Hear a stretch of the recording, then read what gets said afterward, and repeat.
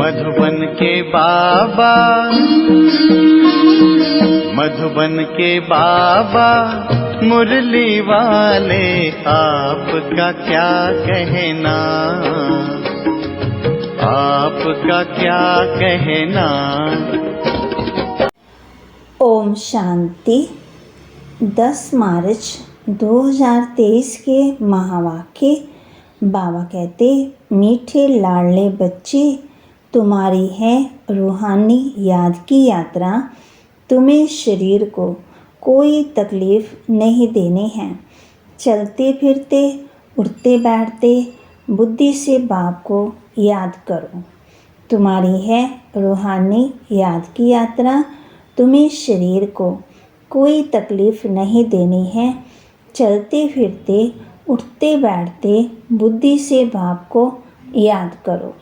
प्रश्न, सदा खुशी किन बच्चों को रहती है? स्थायी खुशी न रहने का कारण क्या है? उत्तर, जो पुरानी दुनिया पुराने शरीर से ममता तोड़ बाप और वर्षे को याद करते हैं, उन्हें ही स्थायी खुशी रहती है। जिनकी याद की यात्रा में माया के तूफान आते हैं, अवस्था ठंडी हो जाती है, उनकी खुशी स्थायी नहीं रहती। जब तक भविष्य राजाई इन आँखों से नहीं देखते, तब तक खुशी कायम नहीं रह सकती। गीत, हमें उन राहों पर चलना है। ओम शांति।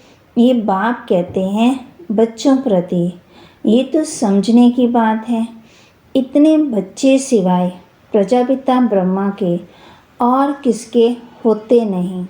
श्री कृष्ण को कभी प्रजापिता नहीं कहा जाता। नाम गाया हुआ है ना, प्रजापिता ब्रह्मा। जो होकर के गए हैं वह इस समय प्रेजेंट हैं।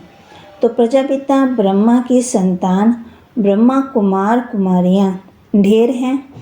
ये है प्रजापिता ब्रह्मा की औलाद। तो जरूर प्रजापिता ब्रह्मा का भी कोई बाप होगा ना।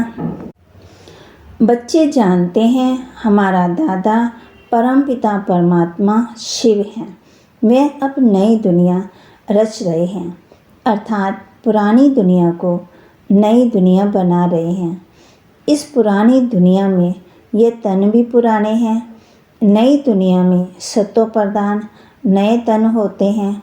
वे कैसे होते हैं? देखो इन लक्ष्मी नारायण को, ये है नई दुनिया के नए तन। इन्हों की महिमा भारतवासी जानते हैं। ये स्वर्ग नई दुनिया नए विश्व के मालिक हैं। नई दुनिया जो थी वह अब पुरानी है। 84 जन्म लेने पड़ते हैं ना, इनका भी पूरा हिसाब है। कौन 84 जन्म लेते हैं? सब तो नहीं लेते हैं। 84 जन्म सिर्फ वही लेते हैं जिनका आदि से अंत तक पाठ है, जो पहले इस सृष्टि पर थे। लाडले बच्चों को धारण करनी है। यहाँ कोई मनुष्य को नहीं समझाते हैं। ये तो निराकार परमपिता परमात्मा मनुष्य तन में बैठ समझाते हैं। बलिहारी उनकी है, वह नहीं समझाते तो हम कुछ भी नहीं जानते। हम तो बिल्कुल तुच्छ बुद्धि थे। अभी रचयिता और रचना के आदि मध्य अंत को जाना है। Who is who. इस बेहद ड्रामा में सबसे मुख्य पाठधारी कौन कौन है? ये अविनाशी बना बनाया ड्रामा है। गाते भी हैं कि बनी बनाई बन रही। भक्ति मार्ग में गायन करते हैं, परंतु ये अभी समझाया जाता है कि ये ड्रामा का खेल कैसे बना हुआ है। बाप बैठ समझाते हैं, लाडले बच्चे, ये तो तुम जान गए हो कि तुमको यात्रा पर चलना है। मनुष्य यात्रा पर बहुत कष्ट सहन करके जाते हैं। अभी तो एरोप्लेन, ट्रेन आदि बहुत सहज निकलती हैं। आगे तो मनुष्य पैदल यात्रा पर जाते थे। चलते चलते तूफान भी लगते थे। मनुष्य बेहाल हो जाते थे। फिर कोई वापस लौट आते थे। तो आधा कल्प द्वापर से लेकर जिस्मानी यात्रा चलती है।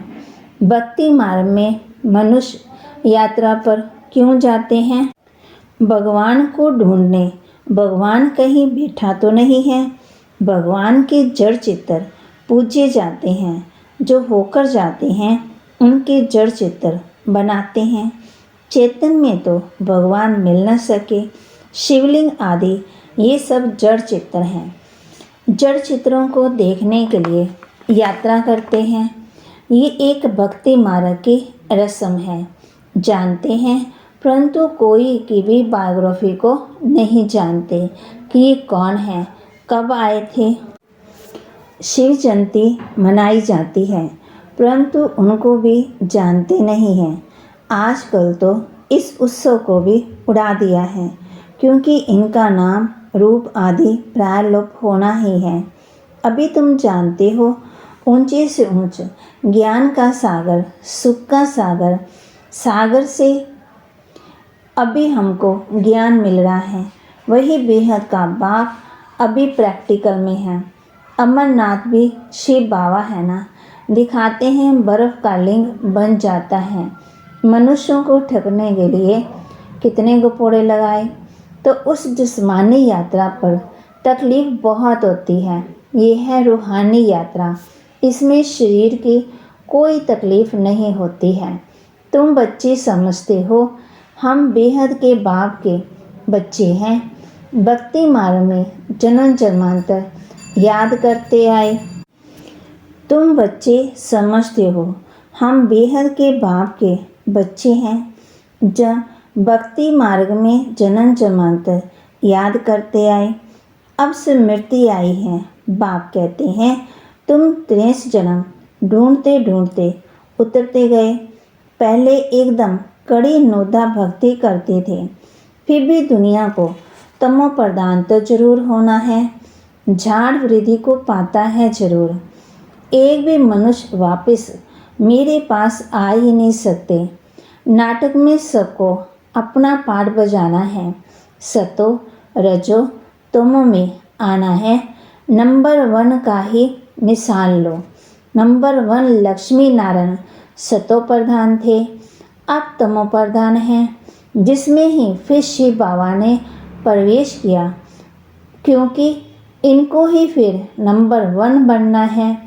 फिर प्लस में दिमाग को रखते माताओं को लिफ्ट देनी होती है ना। पहले लक्ष्मी ना फिर नारायण। माताओं का नाम ऊंचा किया जाता है। माता सदा पतिव्रता होती हैं। पुरुष कभी पत्नीव्रता नहीं होते। बंदे मातरम कहा जाता है। इस समय तुम बाप के बने हो तो तुम जानते जाते हो ब्रह्मा कुमार कुमारी माता गुरु बिगड़ किसी का कभी किसी का उद्धार होता ही नहीं। गुरु तो बहुत ढेर के ढेर हैं, फिर भी कलयुग घोर अंधियारा हो गया। कितने गुरु गोसाई हैं, कहाँ कहाँ हरिद्वार आदि में उन्हों के मंदिर बने हुए हैं।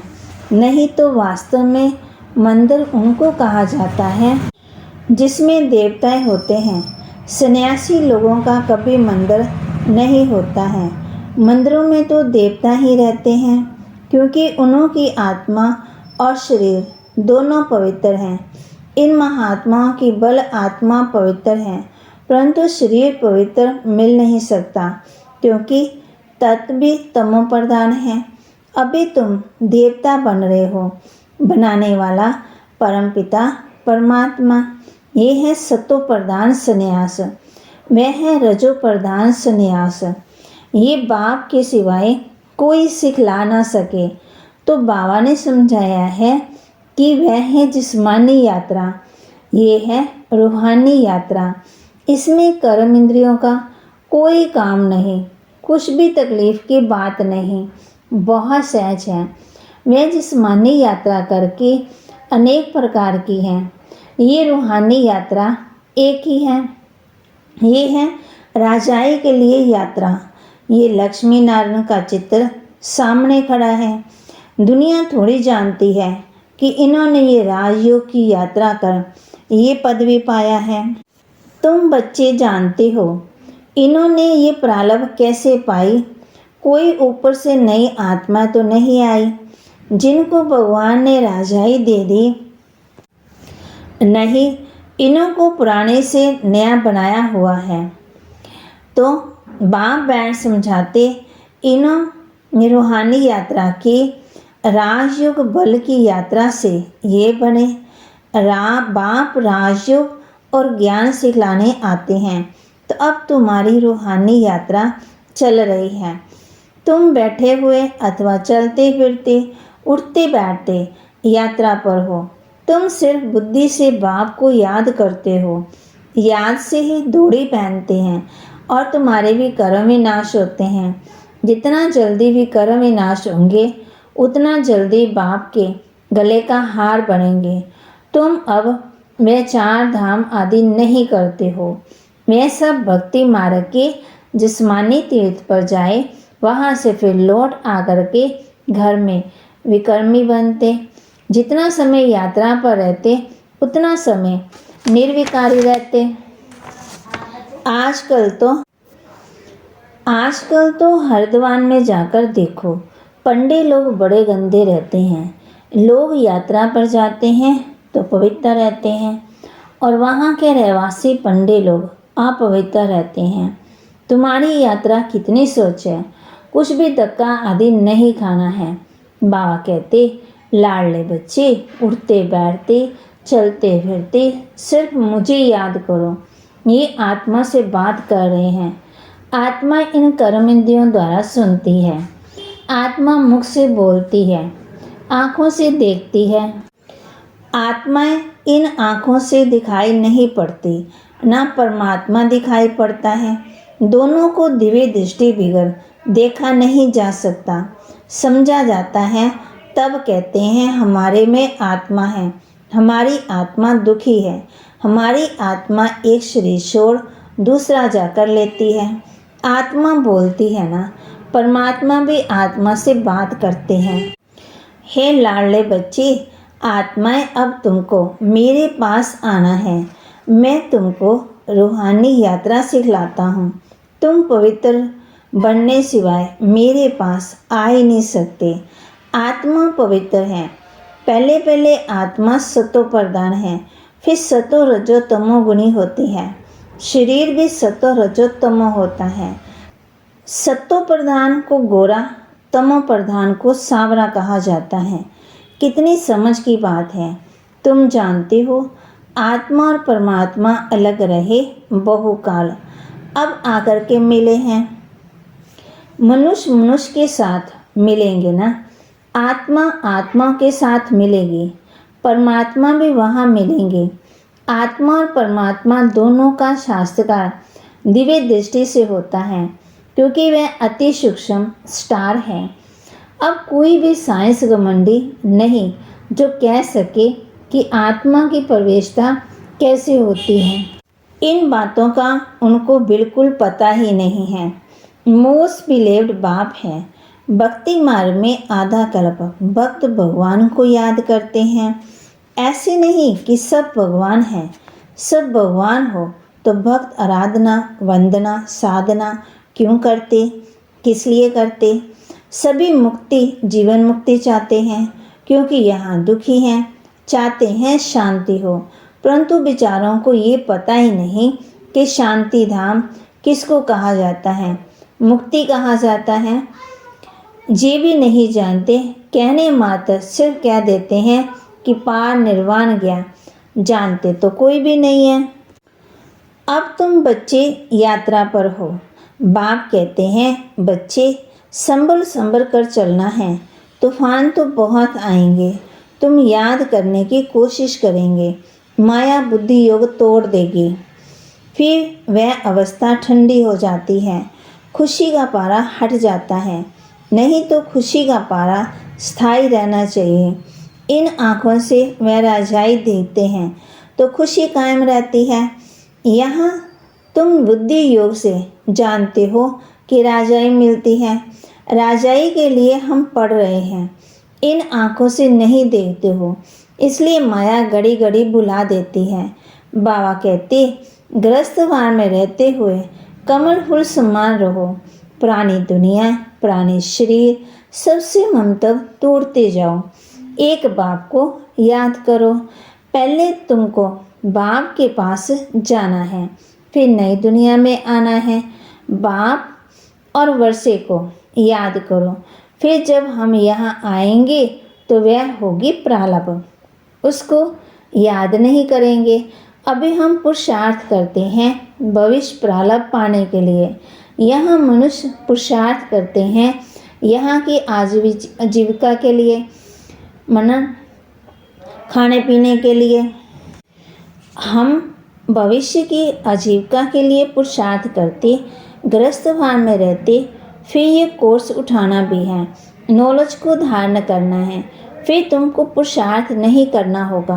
वहाँ तुम पुरुषार्थ नहीं करते हो, प्रारब्ध भोगते हो। वहाँ तुम पुरुषार्थ नहीं करते, प्रारब्ध भोगते हो। तुम जानते हो हम भविष्य बनाते हैं, वहाँ प्रारब्ध भोगेंगे। वहाँ याद नहीं रहती कि हम प्रारब्ध भोगते हैं। फिर तो पुरुषार्थ भी याद पड़े। पुरुषार्थ और प्रारब्ध दोनों ही भूल जाते हैं। प्रारब्ध भोगते रहते, पास्ट का पता नहीं। अभी तुम पास्ट, प्रेजेंट, फ्यूचर को जानते हो और कोई मनुष्य नहीं जो पास्ट, प्रेजेंट और फ्यूचर को जानते हो। इसको कहा जाता है त्रिकालदर्शी।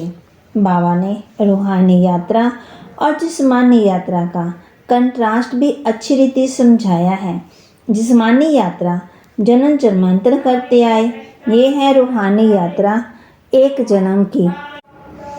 स्वर्ग में जाएंगे, फिर लौटकर इस मृत्यु लोक में आना नहीं है।